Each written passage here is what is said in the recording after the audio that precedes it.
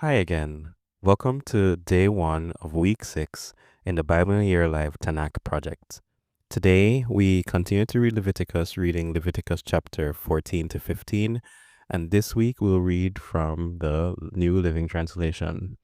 Let's dive into today's reading. Cleansing from skin diseases, Leviticus chapter 14. And the Lord said to Moses, "The following instructions are for those seeking ceremonial purification from a skin disease.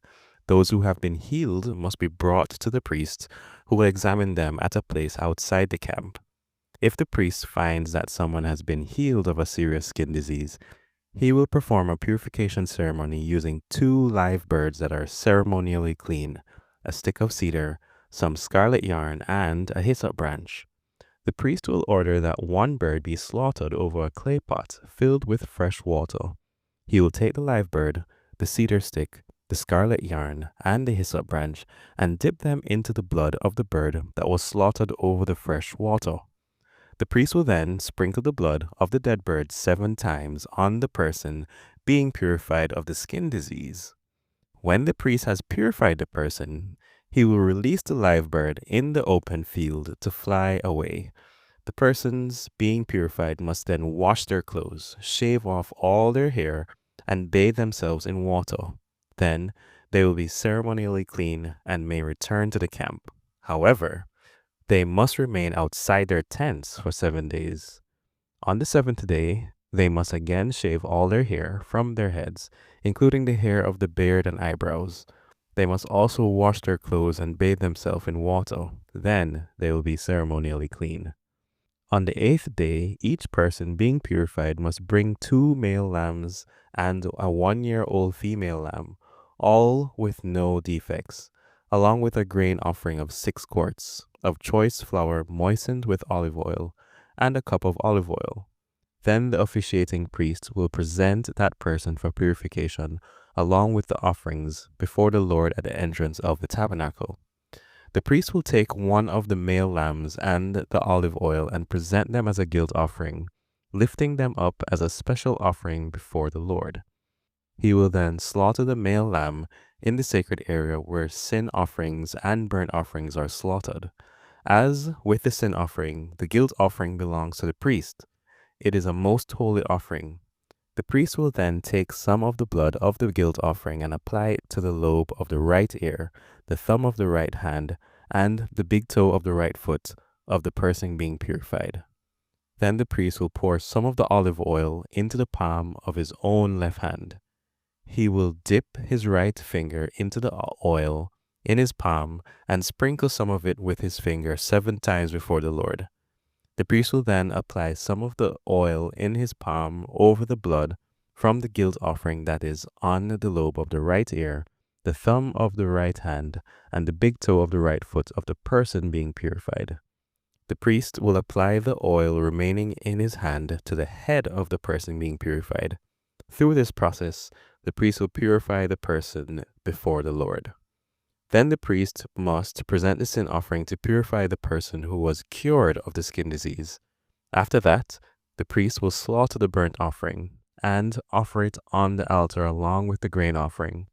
Through this process, the priest will purify the person who was healed, and the person will be ceremonially clean. But anyone who is too poor and cannot afford these offerings may bring 1 male lamb for a guilt offering to be lifted up as a special offering for purification.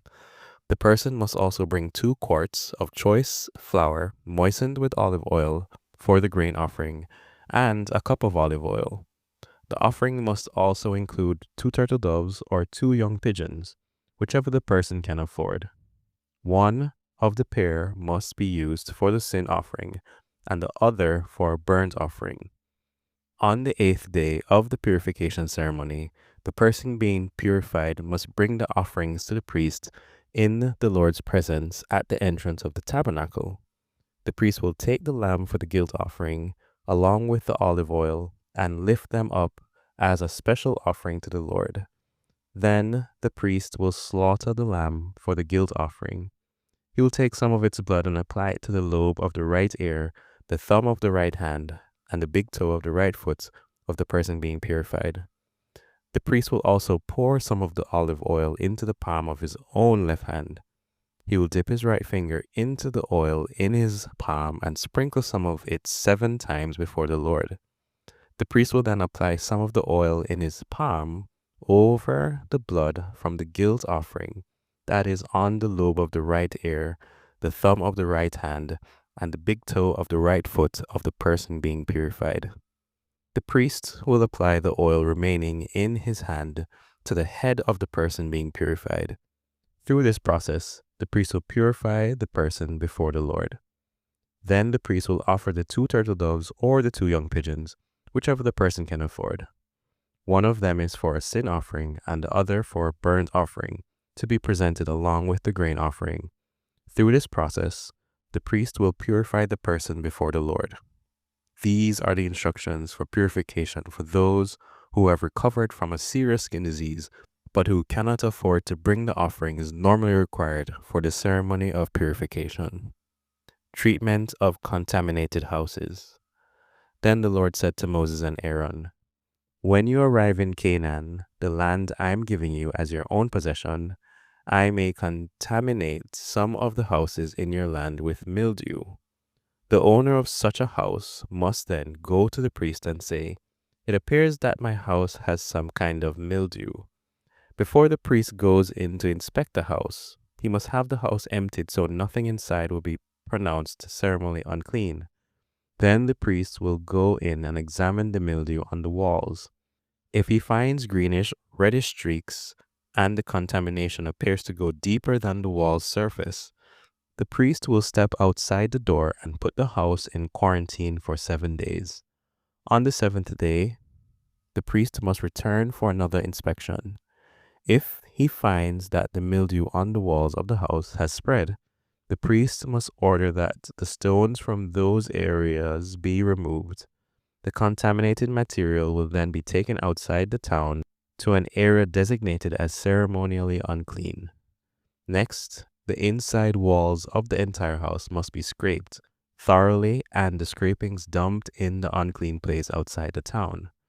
Other stones will be brought in to replace the ones that were removed, and the walls will be replastered. But if the mildew reappears after all the stones have been replaced and the house has been scraped and replastered, the priest must return and inspect the house again. If he finds that the mildew has spread, the walls are clearly contaminated with a serious mildew, and the house is defiled, it must be torn down, and all its stones, timbers, and plasters must be carried out of town to the place designated as ceremonially unclean. Those who enter the house during the period of quarantine will be ceremonially unclean until evening, and all who sleep or eat in the house must wash their clothing. But if the priest returns for his inspection and finds that the mildew has not reappeared in the house after the fresh plastering, he will pronounce it clean because the mildew is clearly gone. To purify the house, the priest must take 2 birds, a stick of cedar, some scarlet yarn, and a hyssop branch. He will slaughter one of the birds over a clay pot filled with fresh water. He will take the cedar stick, the hyssop branch, the scarlet yarn, and the live bird, and dip them into the blood of the slaughtered bird and into the fresh water. Then he will sprinkle the house 7 times. When the priest has purified the house in exactly this way, he will release the live bird in the open fields outside the town.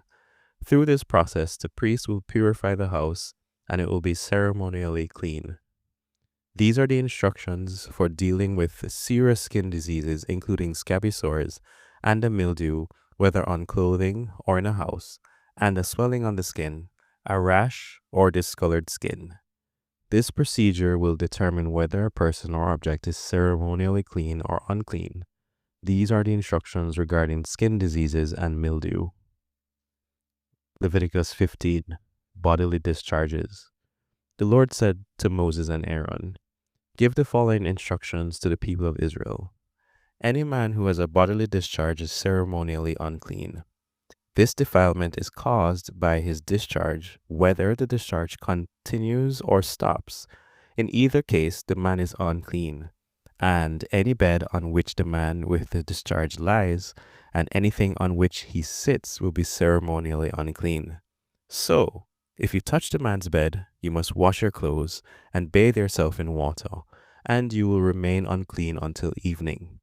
If you sit where the man with the discharge has sat, you must wash your clothes and bathe yourself in water, and you will remain unclean until evening.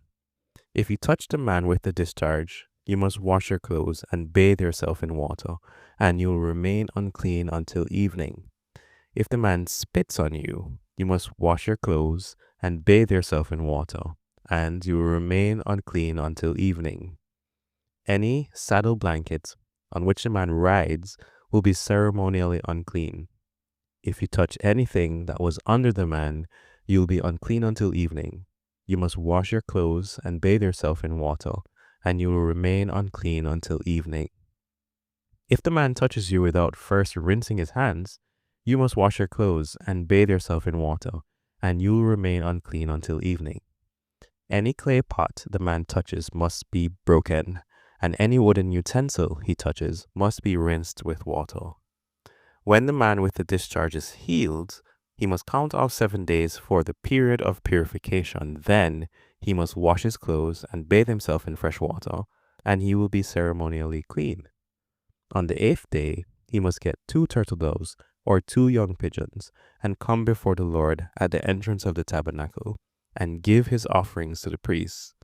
The priest will offer 1 bird for a sin offering and the other for a burnt offering. Through this process, the priest will purify the man before the Lord for his discharge. Whenever a man has an emission of semen, he must bathe his entire body in water, and he will remain ceremonially unclean until the next evening. Any clothing or leather with semen on it must be washed in water, and it will remain unclean until evening.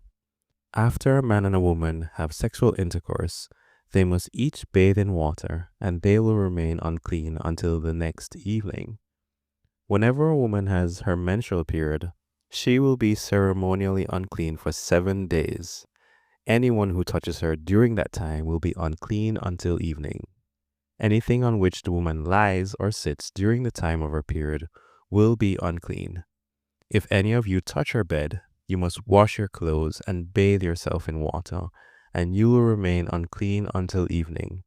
If you touch any object she has sat on, you must wash your clothes and bathe yourself in water, and you will remain unclean until evening. This includes her bed or any other object she has sat on.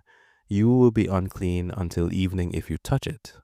If a man has sexual intercourse with her and her blood touches him, her menstrual impurity will be transmitted to him. He will remain unclean for 7 days, and any bed on which he lies will also be unclean. If a woman has a flow of blood for many days that is unrelated to her menstrual period, or if the blood continues beyond the normal period, she is ceremonially unclean. As during her menstrual period, the woman will be unclean as long as the discharge continues. Any bed she lies on and any object she sits on during that time will be unclean, just as during her normal menstrual period. If any of you touch these things, you will be ceremonially unclean. You must wash your clothes and bathe yourself in water, and you will remain unclean until evening. When the woman's bleeding stops, she must count off 7 days. Then she will be ceremonially clean. On the 8th day, she must bring 2 turtle doves or 2 young pigeons and present them to the priest at the entrance of the tabernacle. The priest will offer 1 for a sin offering and the other for a burnt offering. Through this process, the priest will purify her before the Lord for the ceremonial impurity caused by her bleeding.